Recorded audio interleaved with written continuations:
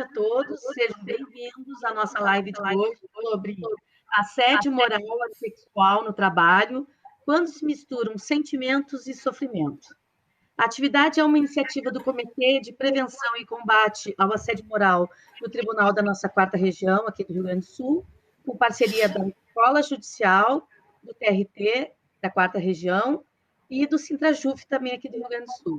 E também é uma preparação à Semana de Combate ao Assédio Moral, que ocorrerá entre os dias 11 e 15 de maio, e uma série de outros eventos online, que também vocês serão todos avisados. O assédio moral é um dos problemas mais graves no ambiente de trabalho, e, por isso, ele deve ser amplamente combatido.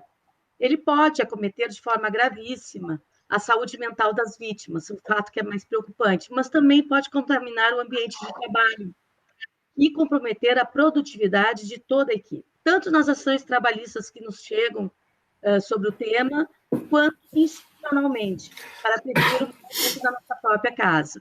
Por isso, o nosso tribunal criou um comitê específico sobre o tema, que acolhe denúncias internas de assédio moral e desenvolve ações, conscientizações, como essas palestras que nós vamos ver hoje dos nossos convidados. A atividade, então, terá a participação do médico do trabalho Álvaro Roberto Crespo Melo e da Virgínia Dapper, sanitarista da Secretaria Estadual da Saúde.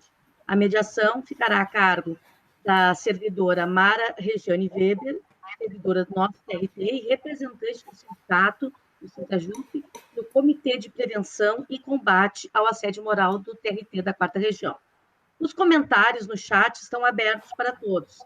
Para permitir a ampla interação dos participantes, as perguntas sobre o conteúdo da matéria serão todas direcionadas pelos docentes, sob a mediação da nossa servidora Mara, e as perguntas que são direcionadas ao Comitê do Assédio Moral, especificamente, elas serão respondidas por servidores do Comitê devidamente habilitados.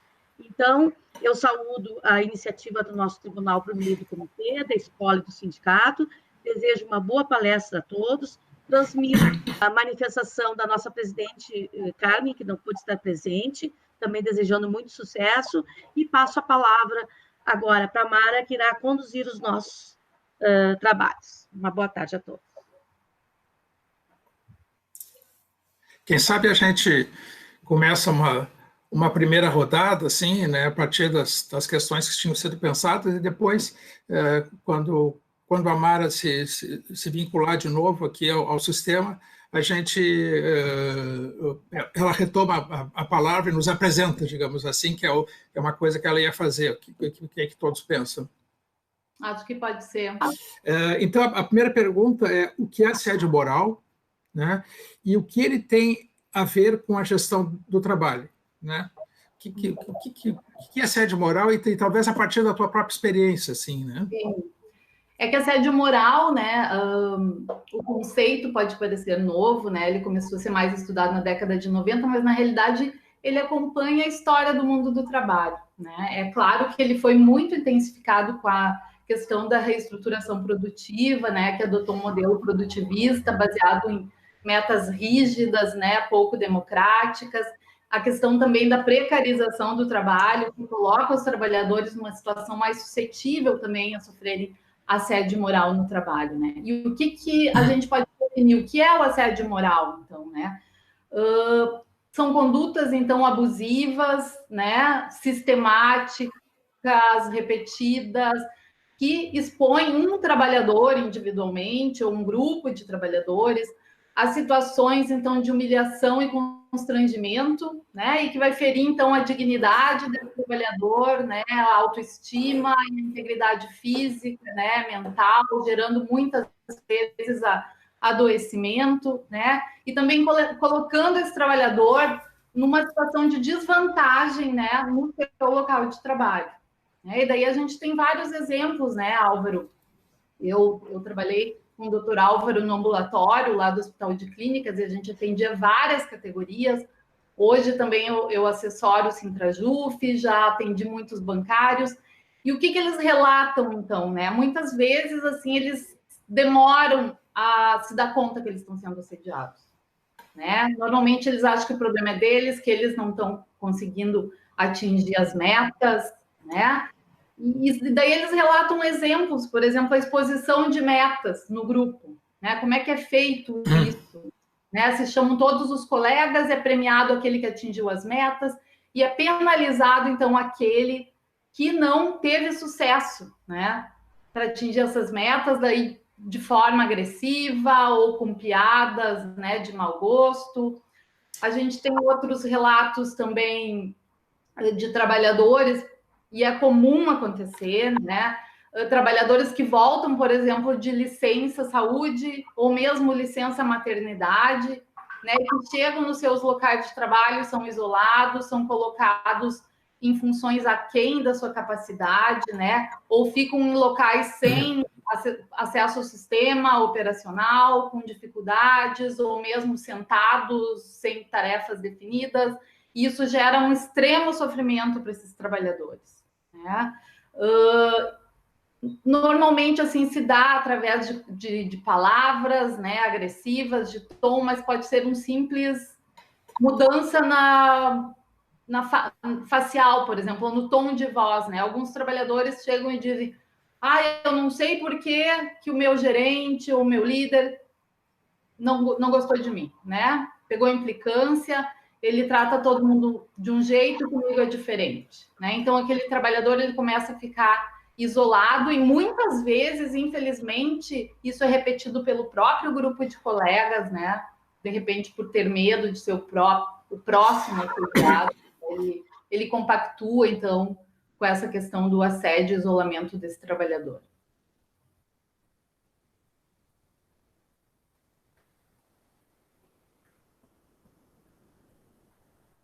A gente teve um problema aqui de conexão, né, gente? Mas isso acontece e é para ver também as dificuldades aí desse período de pandemia, que tem uma sobrecarga grande na internet, né? Isso tem acontecido em algumas das nossas transmissões.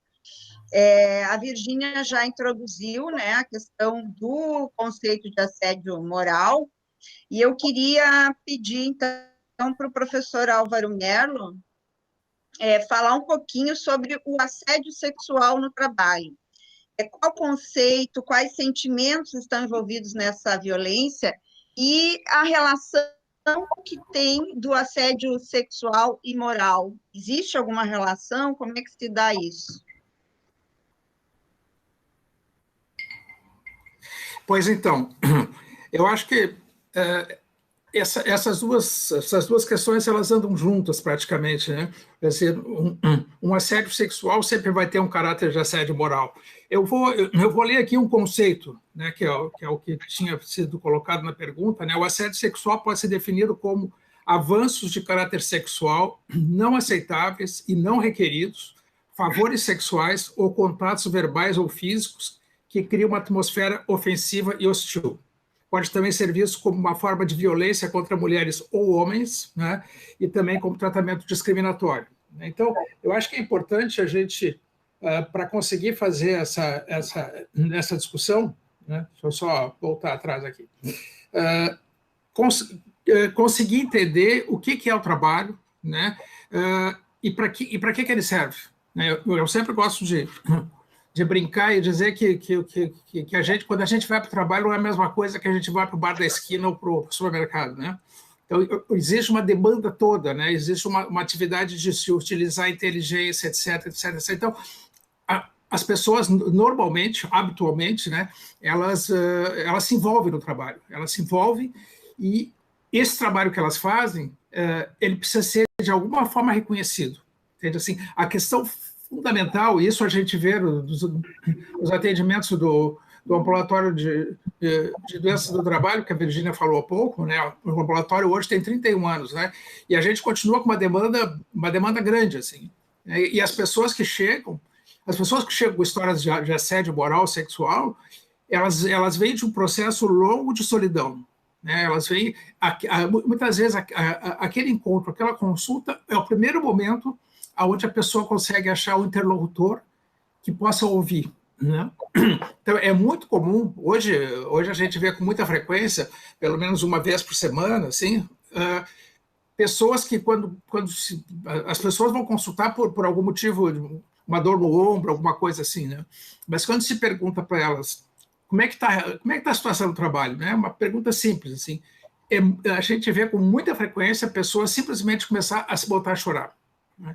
E isso, sabe, homem de 50 anos, sabe, não tem, que os homens, em geral, eles tentam se conter, né? Eles não costumam chorar muito, mas, assim, as pessoas, elas vêm de longos processos de solidão, né? Então, é importante entender que o trabalho ele vai ajudar a gente a construir a identidade, né? Ele não é alguma coisa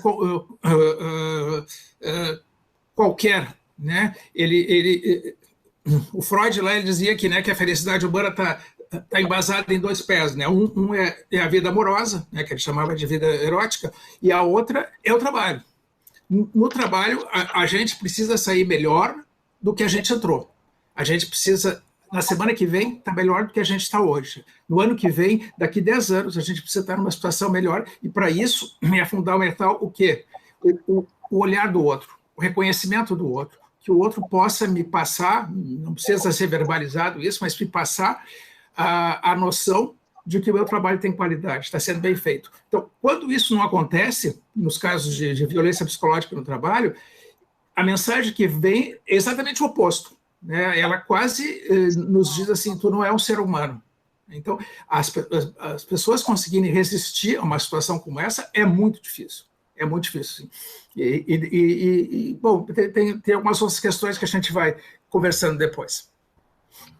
Tá certo. É a questão do reconhecimento, né, professor Álvaro? Do reconhecimento do valor do trabalho. Eu queria, agora, numa rodada, para os dois painelistas, né, não sei quem quer começar, Virgínia ou Álvaro, mas, assim, a gente também fazer uma discussão sobre os processos, né, que tipo de gestão no trabalho facilita a concretização da prática do assédio no ambiente de trabalho. E, assim, também, quais as estratégias de defesa que os trabalhadores e as trabalhadoras podem ter para enfrentar essa violência, né, essa grave violência. Quer começar, Virgínia? Posso.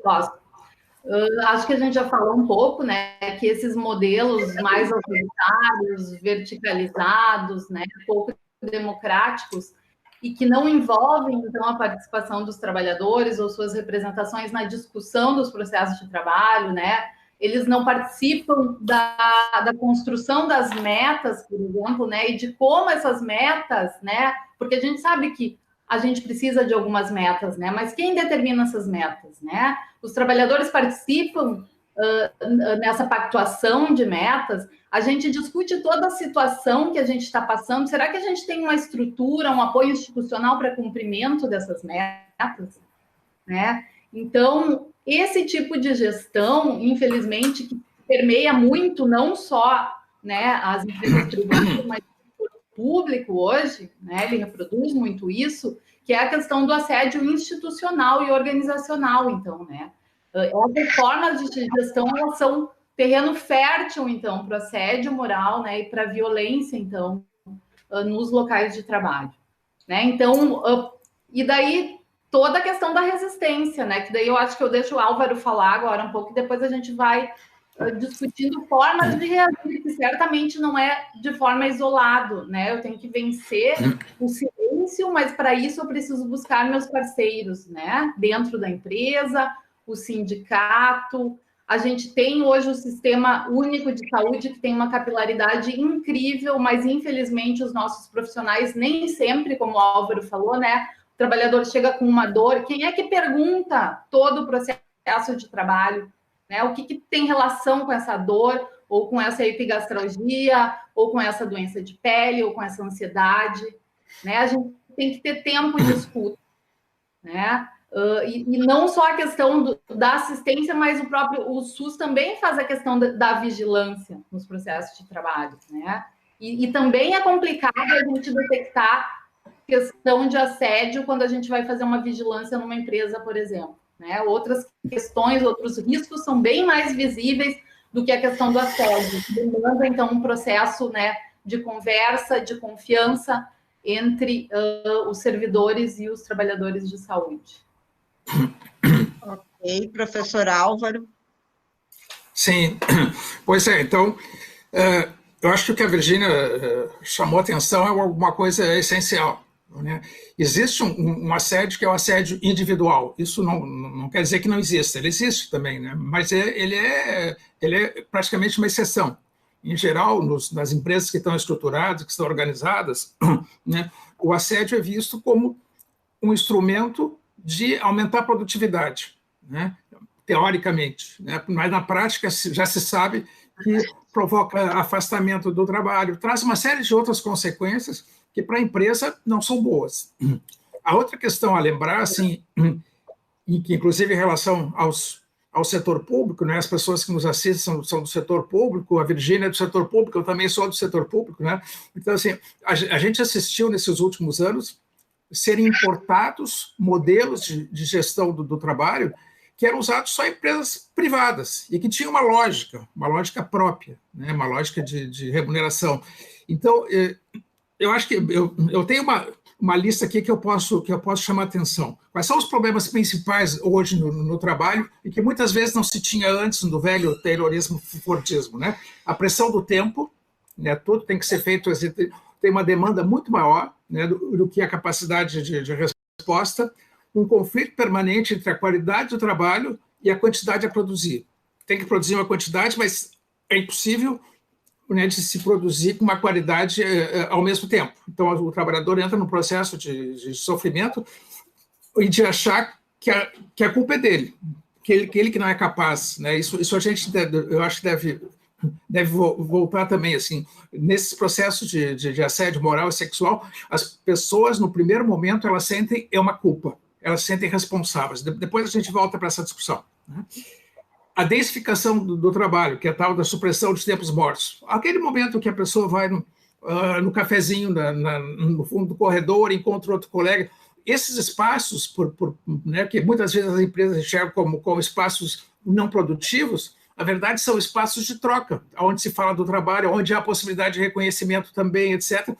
E a empresa enxerga como espaços não produtivos, horas da jornada de trabalho, né, os períodos de trabalho contratado onde não há trabalho produtivo. Então, isso é muito ruim, né? Frustração por não poder fazer um trabalho de qualidade, né? Eu acho que todo mundo já sentiu isso na pele. Permanente interrupção da tarefa para poder realizar uma tarefa mais urgente, né? E as duas últimas coisas que eu acredito que são as mais importantes. Talvez, eu não consigo avaliar se isso é importante na área da Justiça Federal ou não, mas em geral, nas empresas, que é o desaparecimento dos coletivos de trabalho, né? Os coletivos de trabalho, eles foram construídos ao longo dos anos, do século, foi o que deu origem, inclusive, aos sindicatos, né? Mas os trabalhadores, eles, antigamente, vamos dizer, mostrar de uma forma mais exemplar, assim, quando um colega entrava no ambiente de trabalho com uma cara triste, uma cara deprimida, as pessoas vinham e perguntavam para ele assim, o que está acontecendo contigo? Né? Sentavam, vamos no cafezinho e tal, e a pessoa contava. Nesses novos modelos, como as pessoas muitas vezes estão em competição umas com as outras, né, por postos, por remuneração, por prêmios, etc., há uma tendência às pessoas ficarem isoladas, separadas, né? Então, os coletivos de trabalho, para dizer uma frase, eles são protetores da saúde mental. Isso é fundamental, né? Então, hoje é muito frequente, né, a ponto de levar, por exemplo, as pessoas a um suicídio, né, um suicídio no próprio espaço de trabalho. O suicídio no próprio espaço de trabalho começou na segunda metade dos anos 90, isso simplesmente não existia na história do trabalho, né? E a última, que é a individualização de avaliações de produtividade, que essa faz parte do eixo do mal junto com a Coreia e o Irã, né? É o que tem de pior, né? Eu estou brincando com o eixo do mal, né? Mas as avaliações individuais de produtividade são coisas muito complicadas porque levam as pessoas a serem colocadas em competição umas com as outras. Arrebenta o coletivo, né? Eu acho que é importante lembrar assim, que trabalhar não é antes de mais nada, se transformar a si mesmo. Essa é uma frase do Christophe Dejour, que é uma referência nessa discussão. Trabalhar é transformar a si mesmo. Eu preciso essa coisa, enquanto eu trabalho, eu tô mudando, eu vou indo para frente, né? Quando, sei lá, há 30 anos atrás, eu era uma pessoa bastante diferente e o trabalho de todos nós foi nos transformando. Então, isso tem que ser no sentido de reconhecimento, de positividade, etc, etc. Quando não acontece isso, a coisa começa a fazer água. E aí a resposta, por onde vai sair, que eu acho que a gente pode discutir depois, vai ser muito variável. Não é como uma intoxicação por chumbo, que as pessoas todas têm os mesmos sintomas. Não, não. Na área de saúde mental, a história é outra. Vai depender da história individual, vai depender da própria genética das pessoas, vai depender de uma série de fatores. Certo. Eu gostaria de só alongar um pouquinho a gente está com um tempinho, né,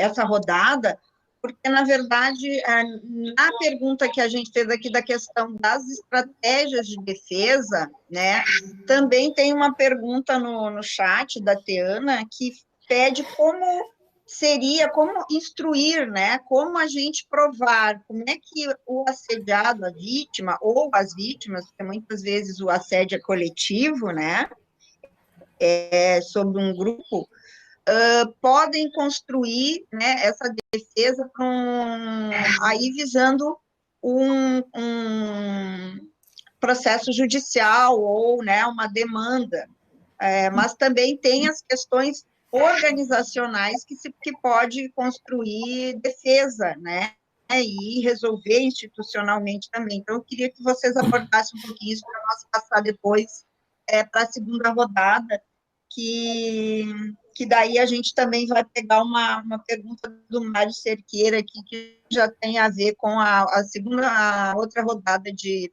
painelistas. Eu posso falar. Como eu tinha falado, é muito difícil, né? Quem chega de fora, a gente detectar o assédio moral, né? E como normalmente, mesmo que seja um assédio institucional utilizado como forma de gestão, normalmente tem uma pessoa que está sofrendo mais, né? E essa pessoa, às vezes, não consegue aliados no seu local de trabalho, né? Quando eles procuram ambulatório já em sofrimento, porque quando eles procuram ambulatório, eles já estão com uma patologia relacionada, né? Aquela pressão, aquele assédio, né? Depressão ou outras dores, né? Estresse, crises de ansiedade, insônia. Então, a gente orienta, né? Que eles busquem cópia de e-mails, WhatsApp. Às vezes eles chegam no consultório e mostram para a gente troca de WhatsApp, né? Que são provas que ele está sofrendo assédio, né? E-mail, hoje a questão do próprio WhatsApp, né? Não tem mais hora, gente, né? As pessoas não têm mais individualidade, elas têm que estar prontas para trabalhar o tempo todo, né? Em casa tem que responder e-mail, tem que olhar o WhatsApp. E outra questão é buscar o sindicato, acho que é fundamental, né? O sindicato já faz um trabalho, né? Acho que momentos como esse, né?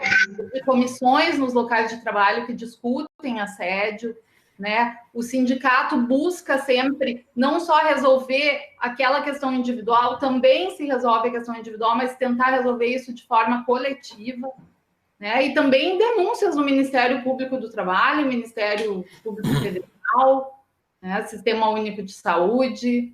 Mas certamente o primeiro passo é esse que o Álvaro falou, que é uma tendência da pessoa que é assediada, é ela primeiro se culpabilizar, porque ela não está se adaptando, né? Aquele esquema de metas. Por que antes ela conseguia e agora ela não consegue? Né? Tanto que isso afeta muitas vezes as próprias relações sociais dessas pessoas, né? As relações familiares, que também não compreendem esse trabalhador, né? Então é um processo bem complexo assim, para a gente. Mas juridicamente não é muito fácil a gente comprovar, né, em casos individuais. O mais fácil é a gente fazer levantamentos coletivos, né, para levar isso em conjunto, então, para uma ação judicial, digamos assim. Pois essa parte mais judicial, eu acho que as pessoas que também estão, eu acho que o que a Virginia falou está absolutamente correto, né? Mas é uma questão que eu particularmente não costumo me defrontar no dia a dia, né? Eu acho que a questão principal é essa de que as pessoas quando chegam, uma questão que a Virginia falou, as pessoas quando elas vão chegar no sistema de saúde, elas vão chegar já com uma patologia, né? Elas vão chegar com CID, né? Uma classificação internacional da doença, né? Então, assim, elas vão chegar um pouco tarde, né? A primeira coisa, porque já houve um processo de somatização, né? De transformar aquele sofrimento. O sofrimento sai por algum lugar, ele não fica guardado. Em geral, ele sai no corpo, né? Dor nas costas, dores musculares em geral, etc., né? Em geral, isso é o mais comum. Mas também pode sair pelo lado psíquico, né? Então, quando as pessoas chegam, elas já chegam quebradas, né? Ali no ambulatório, esse ambulatório do Hospital de Clínicas, ele é uma coisa terciária. O Hospital de Clínicas, a única porta de entrada são as unidades básicas de saúde, os postos. Então, quando as pessoas chegam lá, elas já passaram pelo posto, depois de muita dificuldade, porque uma questão que não é boa para o trabalhador é a empresa tomar conhecimento que ele tem alguma doença, ainda mais nos contratos de trabalho que a gente está vendo hoje. Então, as pessoas evitam de consultar, as pessoas evitam de se afastar por questões de saúde. Então, essa é a primeira questão que eu acho que é importante. A segunda é que as pessoas costumam chegar para o atendimento, né? Eu vou falar as coisas que eu acho que eu conheço mais, que são mais importantes. As pessoas nunca chegam, ninguém vai consultar para falar do trabalho. Então, a pessoa chega sempre com queixas de dor, né? Eu anotei até uma lista assim, de uso de bebida alcoólica, irritabilidade, angústia, ansiedade. As pessoas chegam com queixas absolutamente genéricas, que a gente pode identificar em qualquer pessoa, em qualquer patologia, né? E se se o profissional que atende não tem o olhar voltado para a questão do trabalho, né, ele certamente não vai pegar, né? Porque a pessoa não...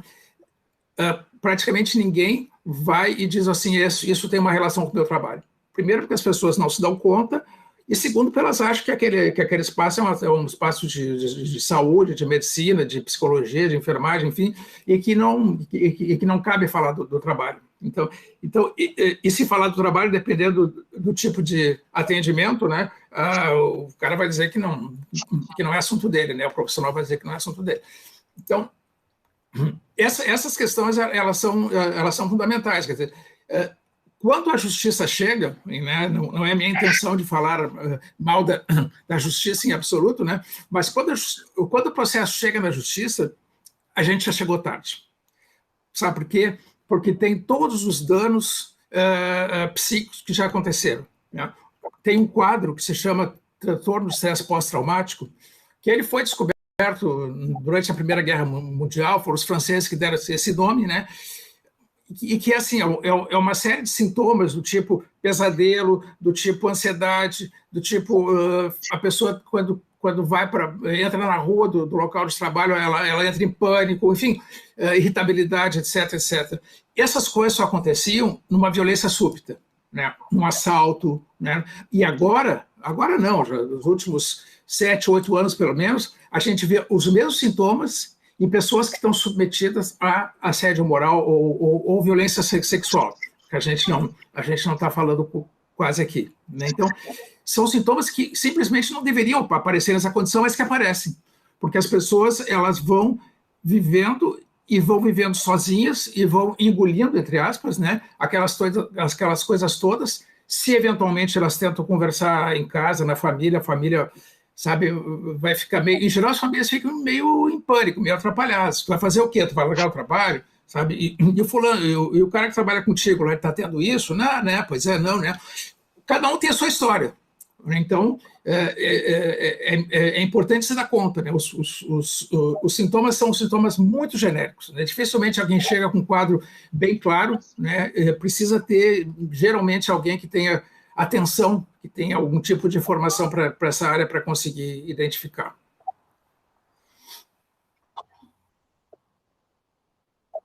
prevenção nos locais de trabalho, porque quando a pessoa adoeceu, já teve o assédio, é porque a gente chegou atrasado, como disse o professor Álvaro, né?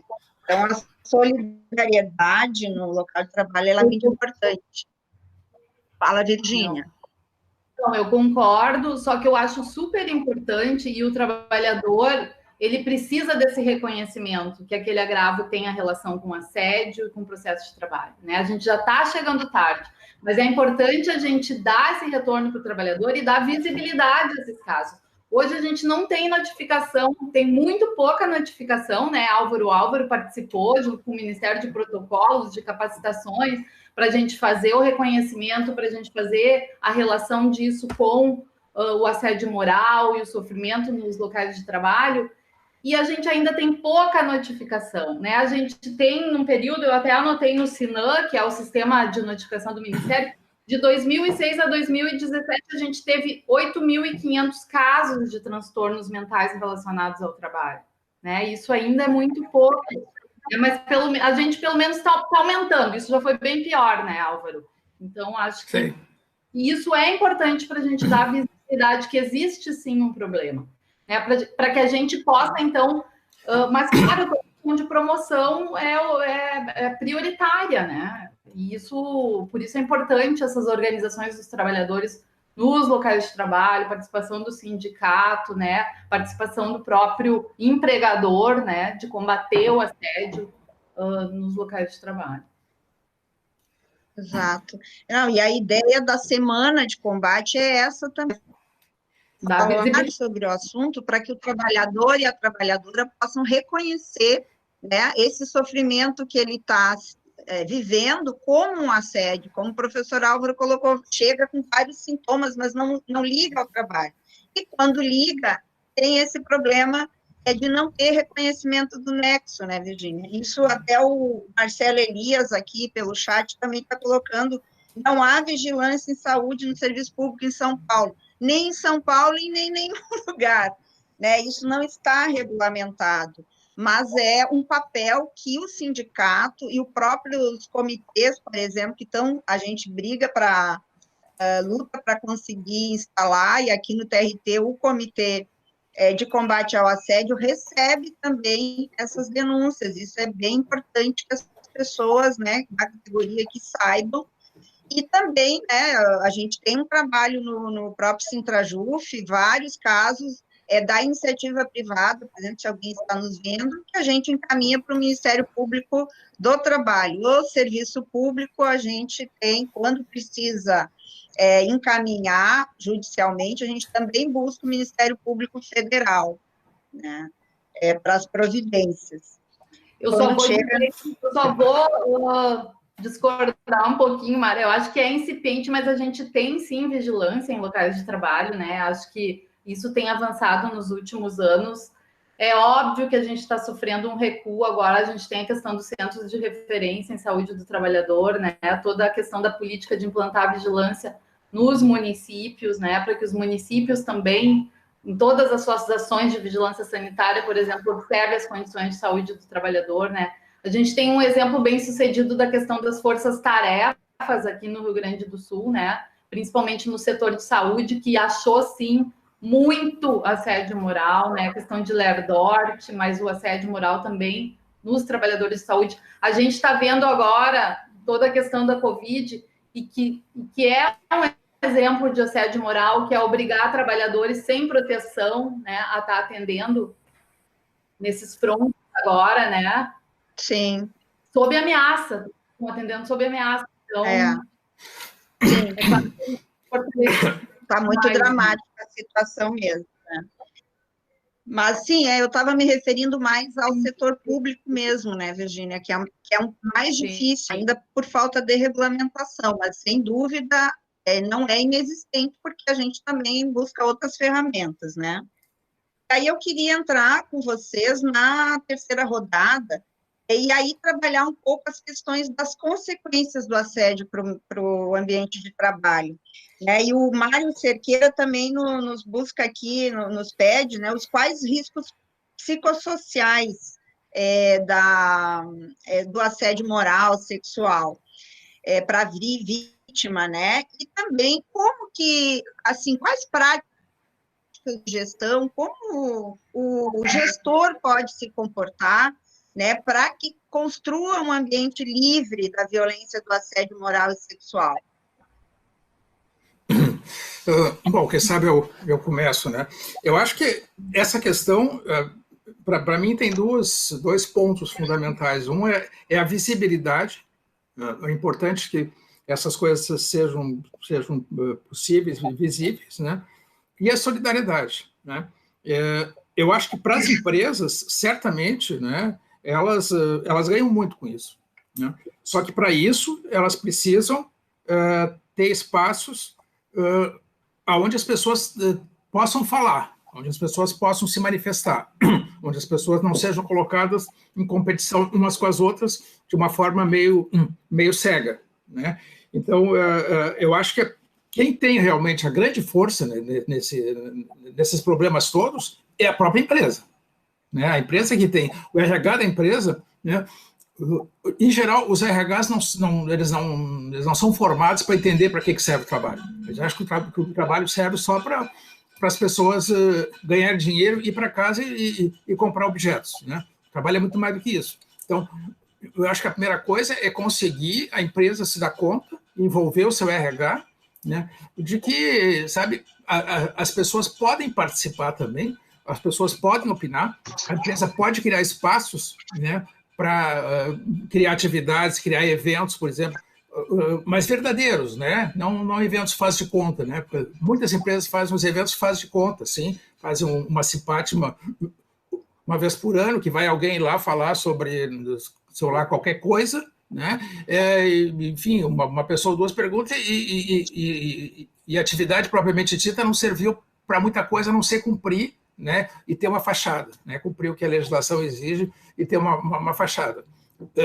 Essas próprias pesquisas de clima e tal, elas, em geral, elas são feitas no sentido dos trabalhadores dizer o que eles estão sentindo, mas depois não é feito nada com isso, né? Porque do ponto de vista desses novos modelos de gestão, o que importa não é o que tu vai fazer com a resposta, o que importa é tu fazer a pesquisa de clima. A resposta depois, isso aí o pessoal vê lá, entende? O importante é que a empresa abrir um espaço, né, entre aspas, né, que na verdade não é um espaço verdadeiro.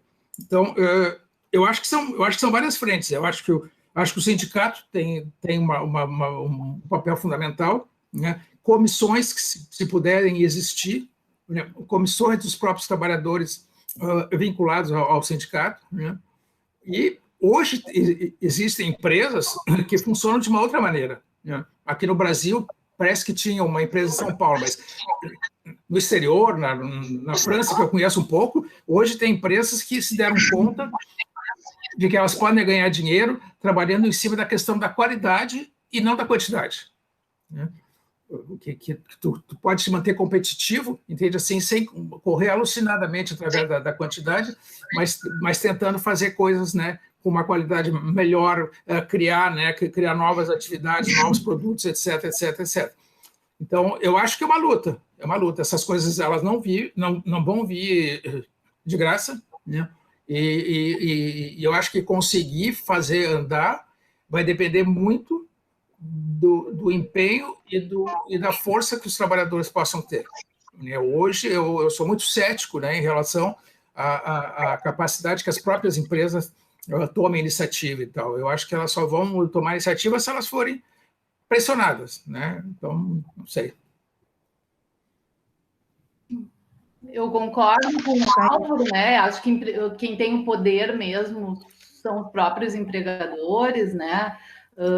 Mas que passem então, a olhar o trabalhador não como um objeto, como é hoje, né? Um objeto que pode ser descartado, né? Ele tem que ser escutado, tem que participar de toda a construção desse processo de trabalho, né? Para que ele entenda a importância do seu trabalho, né? O direito, né, passa pelo resgate à dignidade do trabalho, né? Que a gente está numa época tão complicada, né?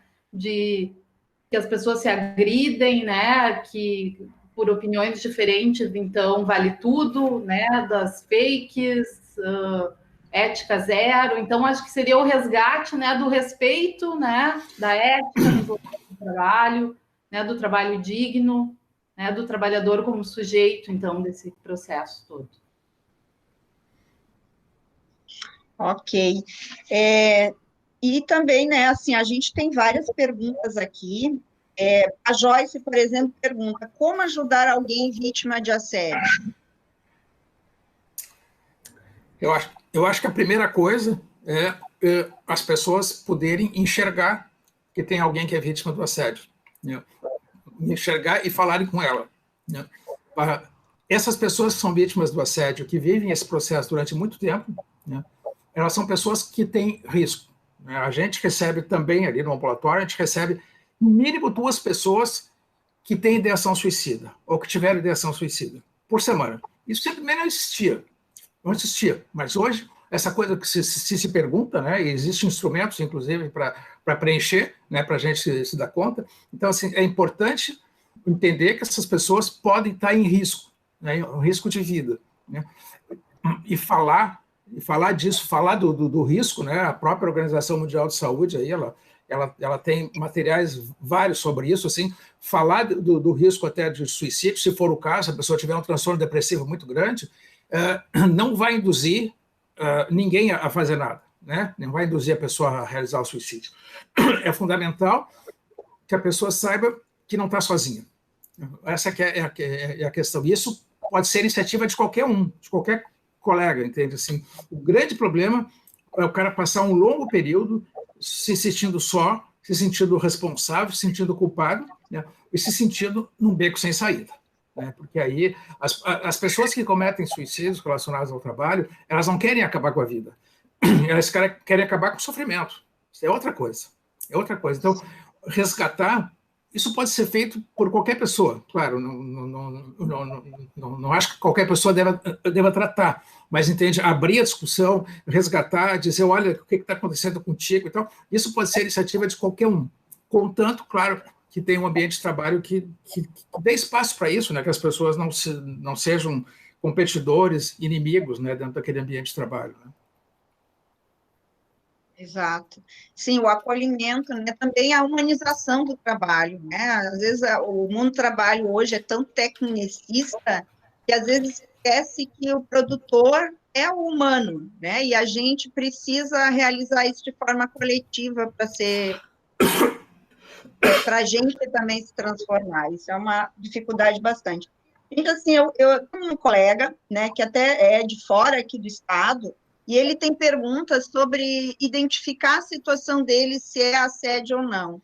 Eu gostaria de pedir para esse colega, a gente não tem problema nenhum de fazer um acolhimento para ele lá no sindicato, né, Virgínia? A gente pode ouvi-lo, orientá-lo, porque a gente não vai ter esse espaço de fazer de forma, assim, com qualidade aqui, né? Então, eu gostaria de pedir para esse colega, né, o Mário, a gente tranquilamente faz lá o acolhimento para ele no Sintrajuf RS, pode nos procurar, que a gente marca um horário para conversar com ele.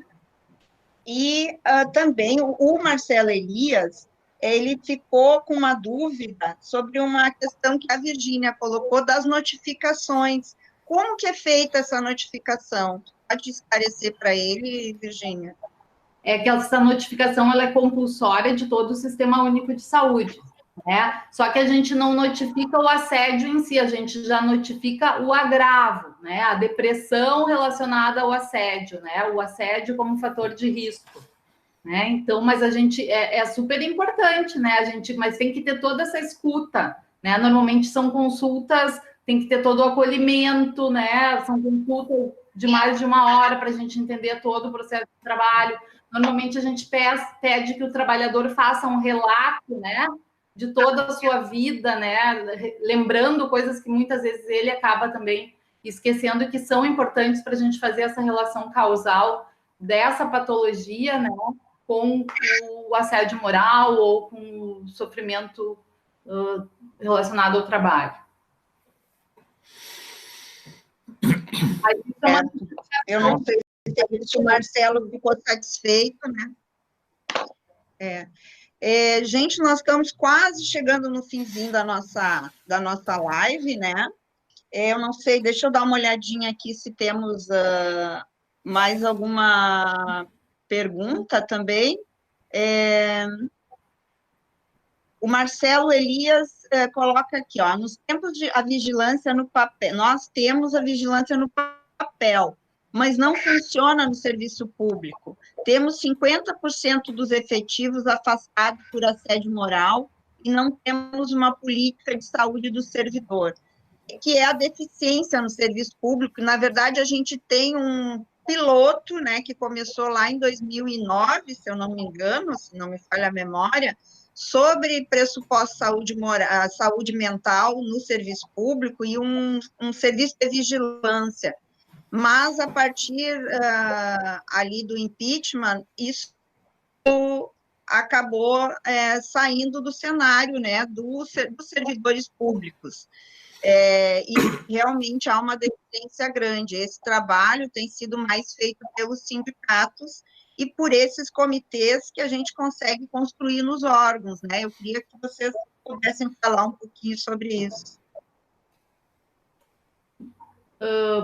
É difícil, né? Para servidor público sempre é mais complicado, né? A gente tem na secretaria, a gente tem o Procer, que é um grupo, né, que discute a saúde dos servidores e que vai nos locais de trabalho, mas infelizmente ainda muitos trabalhadores, muitos servidores não buscam, né, quando são convidados para esses momentos de estar discutindo os seus processos de trabalho, né, de estar discutindo a valorização, ainda mais no momento que a gente está vivendo, né, de ataque ao serviço público, né, de Estado mínimo, e que isso está impactando, né? Acho que agora, toda essa crise da Covid, talvez, né, as pessoas atentem para isso, da importância, né, de um sistema público de saúde que talvez seja um diferencial, né, no controle dessa epidemia aqui no Brasil.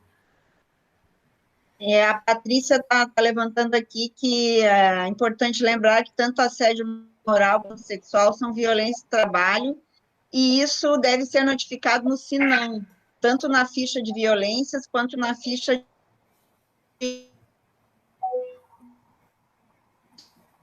transtornos mentais, isso privado, Virgínia. Sim, é que tem, na realidade, quando é só a violência, a gente tem um sistema... Sim. Alô? Deu uma trancada na Mara. Oi, pode continuar, Mara, oi. Deu uma... Ela está correta. Ela está correta. Eu me passei. Estamos na realidade, normalmente, como a gente acaba atendendo as pessoas já com agravos, né? A gente acaba notificando o agravo, né? Tanto no SINAM como na CAT, quando é o caso, quando se aplica, e aquilo como fator de risco assédio moral. Mas também tem a ficha de violência do SINAM. Então, se eu pegar um caso só de assédio ou de uma violência, por exemplo, violência contra a criança, também tem uma notificação compulsória. Só que isso é muito mais difícil, a gente tem pouquíssimos casos só de assédio, né, ou só de violência notificados. Normalmente já é uma associação com o agravo. Mas ela está correta. Certo. Certo. E aí vale para tanto setor público quanto privado, né? Isso é importante. E assim, gente, o pessoal que está assistindo, nós estamos com muita audiência, né? Tem mais de 170 participantes nos ouvindo. A gente pede para curtir o vídeo, se quiser se inscrever no canal do EJUDE. Os servidores aqui do Tribunal Regional do Trabalho, vale aqui, então tem que ir lá preencher, registrar a presença e preencher o formulário que está no link da descrição do evento, tá? Faz esse chamado para que também essa formação aqui, né, sirva para quê? E, sem dúvida, sirva também para que a gente possa clarear, né, dar luzes a essa violência no judiciário. Nós já temos casos de suicídio no trabalho, isso é muito triste, né? Não queremos aqui ainda no Rio Grande do Sul, a gente não tem casos no trabalho, mas, sem dúvida, é uma preocupação grande que a gente tem, né? E é o objeto do comitê e do trabalho do sindicato também. Então, eu queria agradecer. Oi? E tem questão que a gente nem falou das pesquisas, né, com os trabalhadores da justiça, que o sindicato se envolveu, né, que a URG se envolveu, que tem a ONB também, que já mostram, então, a questão do assédio muito forte nos trabalhadores da justiça, né? 20% Sim, de algumas categorias com assédio frequente, né? Relatando assédio frequente ou com pensamentos suicidas, né? Então, é importante que as pessoas busquem essas pesquisas, né? Acho que o sindicato tem para divulgar, né? Nós temos as pesquisas do Sintrajuf e também a realizada pela UNB em todo o Brasil, tanto o Judiciário Federal quanto o estadual. E a gente vai estar com essa pauta no dia 15 de maio, no encerramento, com a professora Magnólia, lá da UNB, né? E aí, sem dúvida, né, tanto o Álvaro já participou de pesquisas com a gente, inclusive, né, foi um trabalho específico na Justiça Federal, que acabou havendo, a gente conseguiu fazer uma reestruturação lá e melhorar o ambiente de trabalho a partir dessa intervenção. Isso acho que, o mais gratificante nisso, né? Mas, assim, gente, eu quero agradecer muito, lembrar que os nossos 2 painelistas, né, super capacitados, eles estão compartilhando seu conhecimento aqui, sem fazer nenhuma cobrança, né, por militância, para que haja esses espaços de esclarecimento e de discussão, como uma colega aqui colocou no chat, né, no momento de discutir de forma séria esse assunto, para que haja realmente um esclarecimento. No início, meu áudio falhou, então eu acho que eu não dei, né, as qualificações aí dos painelistas, então eu queria retomar, né, que o professor Álvaro, ele é especialista em saúde pública e doutor em sociologia pela Universidade de Paris, e é professor titular da Universidade Federal do Rio Grande do Sul, atua na Faculdade de Medicina, no programa de pós-graduação em Psicologia Social Institucional da URGS, é professor médico assistente no Hospital de Clínicas, no Serviço de Medicina Ocupacional e Ambulatório de Doenças do Trabalho e na Residência da Medicina do Trabalho. E nesse laboratório, né, no ambulatório ocupacional e de doenças do trabalho, onde ele vive esse sofrimento também, né, e faz esse acolhimento. E a Virgínia, nossa médica do trabalho, ela é médica, né, com especialização em medicina do trabalho e toxicologia, fala muito sobre também a agroecologia, isso é muito bacana, o trabalho que ela faz, e está atuando hoje, né, na linha de frente aí, na vigilância em saúde e na vigilância em saúde do trabalhador, pelo SUS, além de ser assessora sindical dos sindicatos metalúrgicos de Porto Alegre, dos sindicatos metalúrgicos de São Leopoldo, Sindsaúde, que está numa situação dramática agora com a pandemia, Sindicato dos Aeroviários e também do nosso Sintrajuf RS, onde a gente também faz esse acolhimento a todos que nos procuram, mesmo que não seja da categoria, né? A gente busca dar um apoio e encaminhar. E todos da categoria também podem nos procurar. Eu queria a gente encaminhar, então, para o fim, nós estamos chegando no nosso horário de finalização dessa live, mas tem mais lá em maio, né, de 11 a 15, nós vamos ter mais debates sobre isso, e eu queria, então, agradecer muito ao professor Álvaro, à Virgínia, e pedir para que fizesse uma consideração final aí, né, para nós, nesse momento, assim, para fechamento desse debate. Primeiro as moças. Não, eu acho que só queria agradecer, eu acho que para mim é um orgulho também estar dividindo essa live contigo, Mara, que eu acho um exemplo de sindicalista, mulher, né?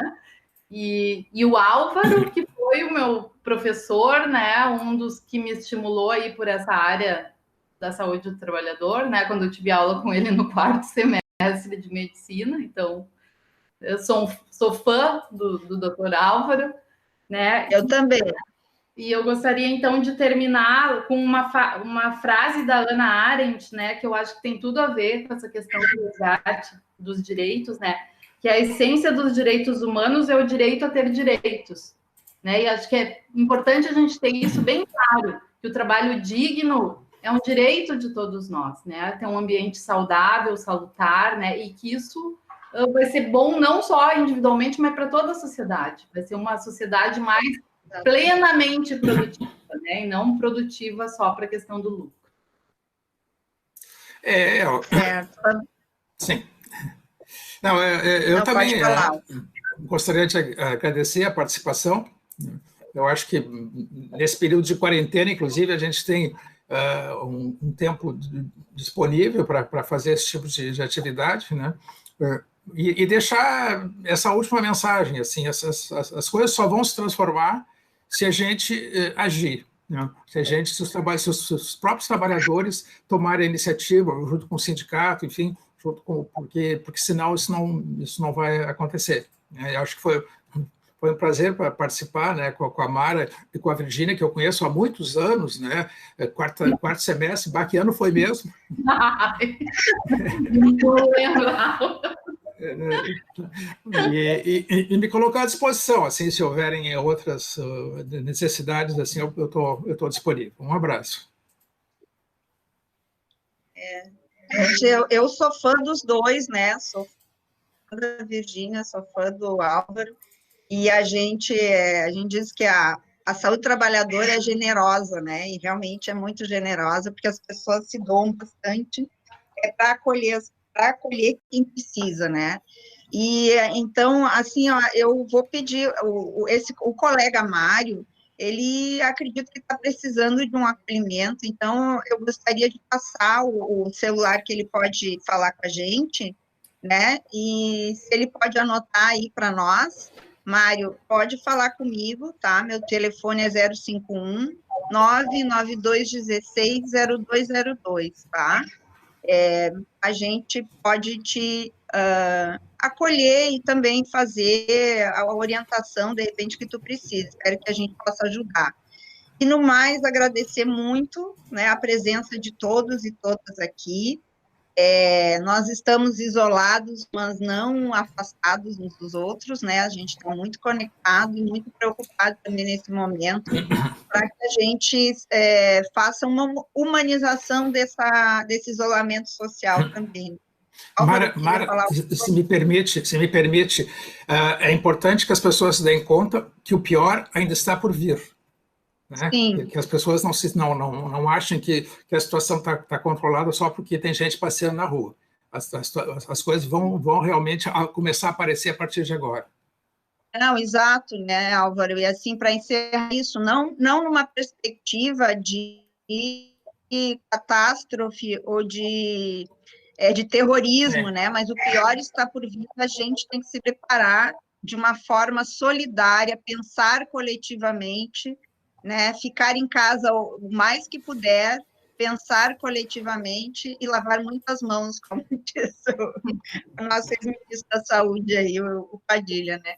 Então, é isso, gente. Boa noite, muito obrigada a todos e todas. E a gente se vê no próximo debate, né, que vai iniciar agora dia 12, na Semana de Combate ao Assédio Moral e Sexual do TRT do Rio Grande do Sul, de 11 a 15 de maio. Muito obrigada.